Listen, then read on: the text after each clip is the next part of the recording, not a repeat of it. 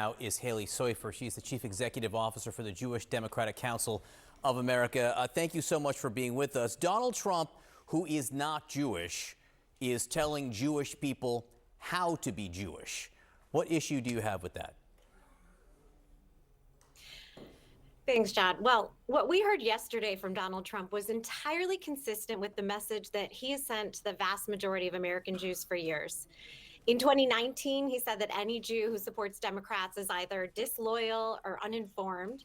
And he's conveying this message of contempt and anger toward Jewish Americans because he knows that 3/4 of us will never support him. So our message to Trump is, as he continues to demonstrate animus towards Jewish Americans, the feeling's mutual. It's only going to continue to grow as we head into November. And according to the latest poll by Pew, 79% of Jewish voters disapprove of Trump. It's among the highest disapproval of any religious group. So why is that? It's because he says he wants to be a dictator on day one.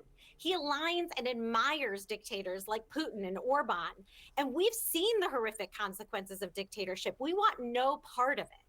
He refused to condemn white supremacy. He's emboldened dangerous right-wing extremists who pose a threat to our security. And he has threatened our democracy and our freedom. So he's a threat to our community and our values. And there's nothing he can say between now and November to change that. In fact, as he continues to speak more and more about American Jews, he's only going to continue to lose more support among American Jewish voters. Can you explain this trope of dual loyalty, which is an area where the statement that he made yesterday and he's made before, it crosses into that zone where you question who Jews are really loyal to? What's the history there and why is it potentially dangerous? Well, the history is that it's an accusation that we are both loyal to the United States and to Israel. It questions our patriotism and our commitment to the United States. We are Americans, but we are also loyal to our values, including our democracy and our freedoms, which is why the overwhelming majority of Jewish voters are staunch supporters of President Joe Biden and Vice President Harris, because they represent our values. They're defending our democracy and freedoms, whereas Trump is the antithesis of that.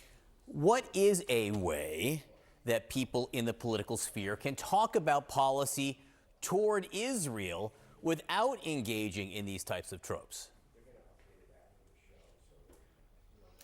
Listen to President Biden. He is a remarkable supporter of the U.S.-Israel relationship. He talks about our support of Israel, given the acute security threats that Israel has faced, certainly in light of the horrific attacks on October 7th. He talks about the historic relationship between our two countries.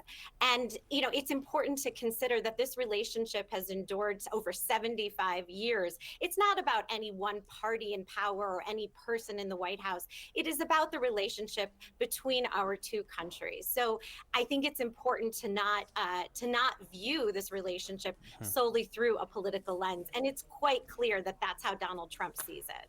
Halie Soifer, we appreciate your time this morning. Thank you very much.